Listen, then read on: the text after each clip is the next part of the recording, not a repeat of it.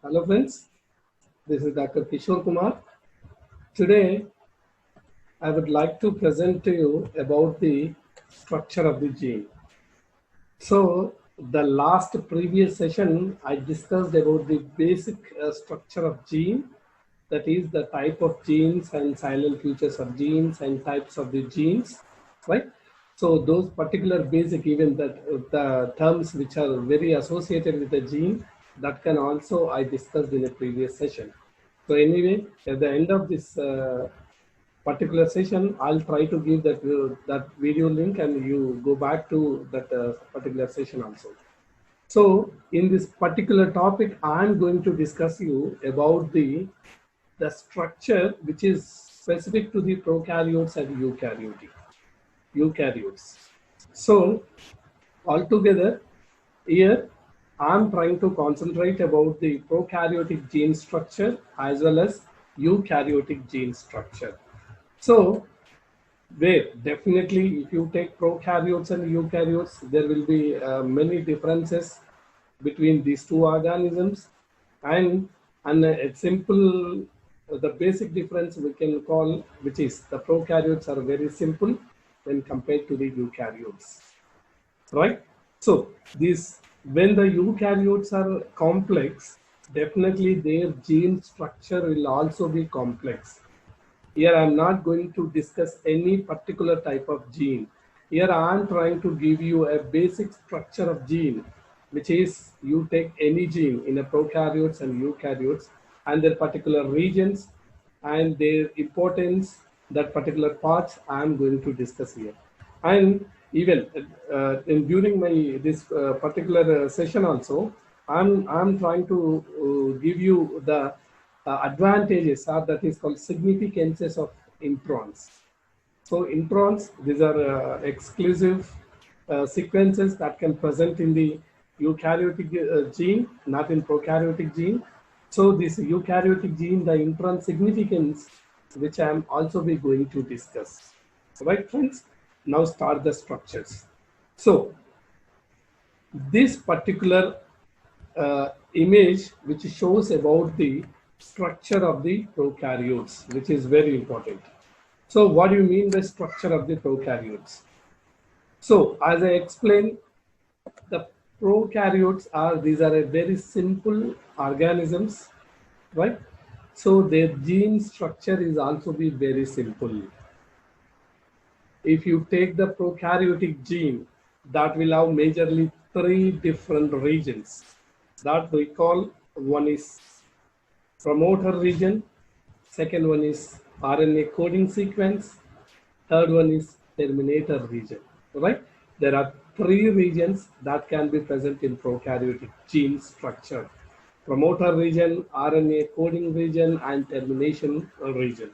Apart from that, and the sites we call transcription start site and transcription termination sites, which can be present, right?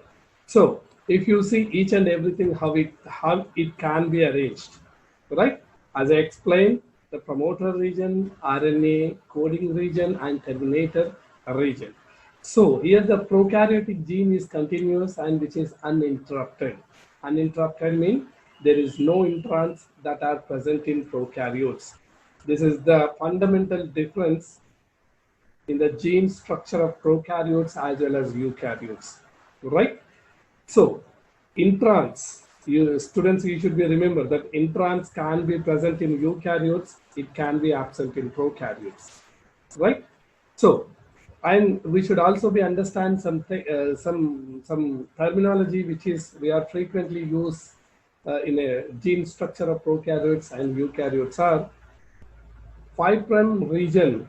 Whenever we want to write that gene structure, we will write in 5' to 3', right? This is 5', this is 5', and this is 3'. So 5' to 3' gene structure, the sequence which can present at the 5' side, we call upstream sequence. The sequence which can present at the 3' side, we call downstream sequence, right? There will be upstream sequence and downstream sequences that can be present along with this regions: promoter region, coding sequence region, and terminator regions. And if you see the promoter region, so what is that importance of promoter? Promoter, which is present at the upstream sequence, right? So here we should understand what do you mean by upstream sequence. Upstream sequence means if you take the sequence that is RNA coding at the initiation site to the above, we will call upstream. So the promoter region is always to be present in the upstream of the any gene, any prokaryotic gene, right? This is to be important to interact with the RNA polymerase. RNA polymerase is an enzyme that is important for the transcription. Transcription is a process where the mRNA is to be formed from the DNA template, right? So the RNA polymerase enzyme that can bind to this promoter region, and it is try to establish the contact so that the transcription process can start. Clear? Then, so this promoter region, which is to be divided in different regions at different sites. So that we will discuss under -10 region and -35 region. So altogether you can see this is the promoter region, which will have the -10 region, -35 region, and if you go down, then RNA coding style sequence that can be started, right? Actually, then what do you mean by this promoter region and what do you mean by this -35 sequence? So this is important, we should understand, right? So you can see there are two regions that can be present. One thing is -10 region, second thing is we call -35 region, right? So the -10 region, the region which can present, the sequence which can present in this particular region, we call TATAAT, right? We also call TATAAT, or in alternative name is Ribnobox. So clear? Then if you go to -35 region, there is a consensus sequence, the sequence we call TTGACA. TTGACA, this is a consensus sequence that can be present at -35 region, and entire prokaryotic gene structure is -10 and -35 regions. So these are evolutionary conserved. What, right? These are evolutionary conserved. And you should get in doubt that what do you mean by this minus and plus regions? That is to be important to understand, right? So this is the start RNA coding site, right? This is the start codon. If it is start codon, when you are going this side, we denote it plus. When we going at the upstream, we'll denote it minus. So -10, -20, -30, minus like this, right? The sequence to the right side of the start is called downside. Left side we call this negative. We will call it as a negative symbol, right? This is not related with any kind of subtraction, addition. This is like to show the downstream and upstream sequences. Always remember that upstream sequence will be at the minus denotation, and the downstream sequence will be denoted by the plus symbol, right? There. So next part of the prokaryotic gene sequence is called RNA coding sequence. Actually, this RNA coding sequence is nothing but this is exactly copied to the RNA, so that this process we call transcription. So this copied RNA, which is further making a protein, so that can code for amino acid from which the protein is manufactured. The process we call translation. Clear? So if you see this prokaryotic RNA sequence, this is to be no introns can be present. That we call, there is no interruption between the coding sequences, right? That is called RNA coding region. And the third RNA, the third region which is present in gene structure, we call termination region.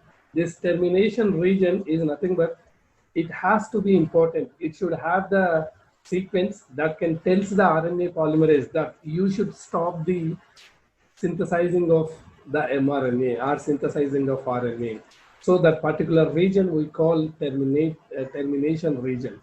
And this termination region in prokaryotic can be important to how it is to be terminated, the mechanism that is to be in two different ways. One we call row dependent termination, second one we call row independent termination. So row dependent termination, row independent termination, these are two mechanisms which can be involved at the termination region so that it can give instructions to the RNA polymerase to try to stop the transcription, right? So these are the three important regions we should understand in prokaryotic gene structure. And if you see in a eukaryotic gene structure or eukaryotes, definitely the eukaryotes, it should have a complex gene structure when compared to the prokaryotes, right? These some of the elements which I am listing out here, you can see in eukaryotic gene, exons present, introns present, there will be promoter sequences and terminator sequences, even certain sequences which can present at upstream sequences, downstream sequences. We also call enhancers and silencers because this is also be important. And there will be certain signal sequences which is important to code for the maturation of mRNA, right? These are important for the post-transcriptional modifications, right? Here I am briefly, I'll try to discuss in a few important points related with this, all right? So one thing, what are introns or what are exons? These are important. Exons are nothing but these are coding sequences that can be directly code for a amino acids and finally protein can be formed, right? You can see the character of exons. These are coding sequences transcribed and translated, right? The coding for amino acids in a polypeptide chain, and this can be vary in number, sequence and length.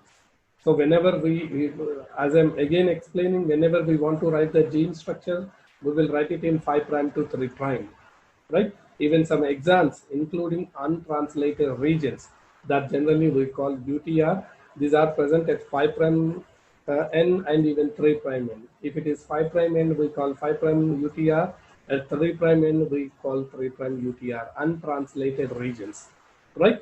So if you take introns, these are exclusive to the eukaryotes. These can be present in between the exons, that we should understand. In between the exons, the introns can be present. They don't code for any kind of amino acids. So there is no protein formation from these sequences. And this can be removed during the mRNA processing, right?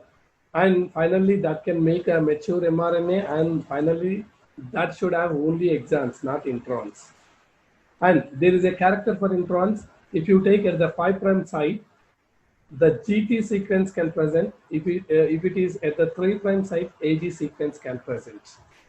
Clear? Right. And the first, this introns concept was identified independently by two scientists. One is Richard Robert and second one is Philip Sharp. You should remember, the introns can be first identified by the two scientists, Philip Sharp and Richard Robert. Clear? Then, if you see the significance of introns, this is important because many of the students, even they can't understand the significance of introns. Because introns, which anyway they don't for any kind of proteins, right? So if you think they don't code for any kind of amino acid, so it does not have any kind of significance.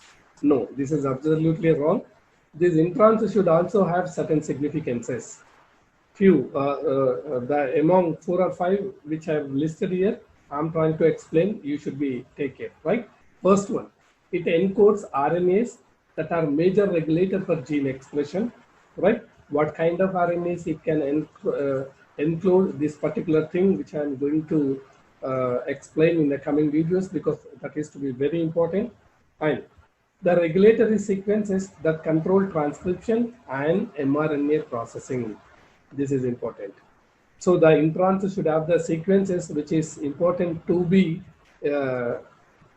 process of introns and joining of exons. And even the important thing is there is an this process we call alternative splicing. This alternative splicing, which is possible because of introns. These introns allow the exons to be joined in a different combinations. For suppose if you take this is an exon 1, then intron 1, exon 2, intron 2, exon 3.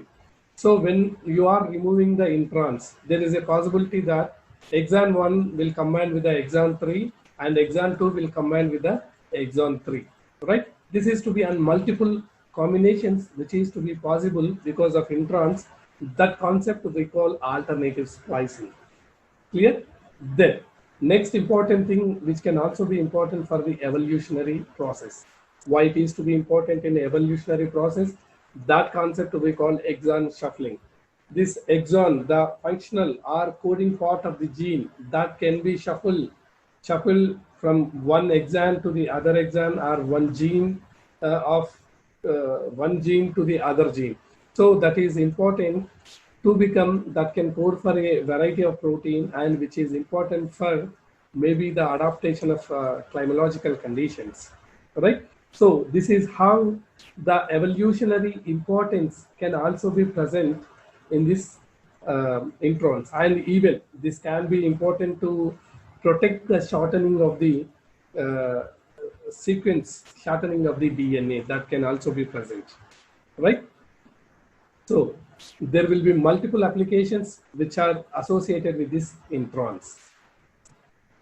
Then if you see the eukaryotic structure, as I discussed in the promoters, the promoters were two different promoters, core promoters and proximal promoter.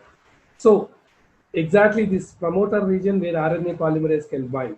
But here I am not going to discuss about the actual consensus sequence that can present in this core promoter, because that can be extensively discussed in a coming classes where the eukaryotic transcription class, right?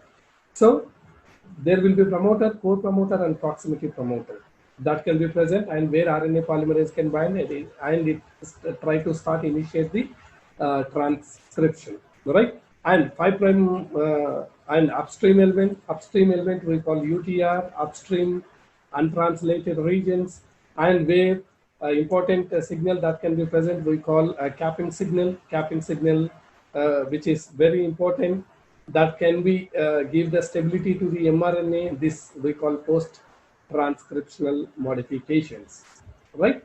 So that can be present at the upstream sequence, and even the downstream sequence, which is also very important, where the termination sequence can be present.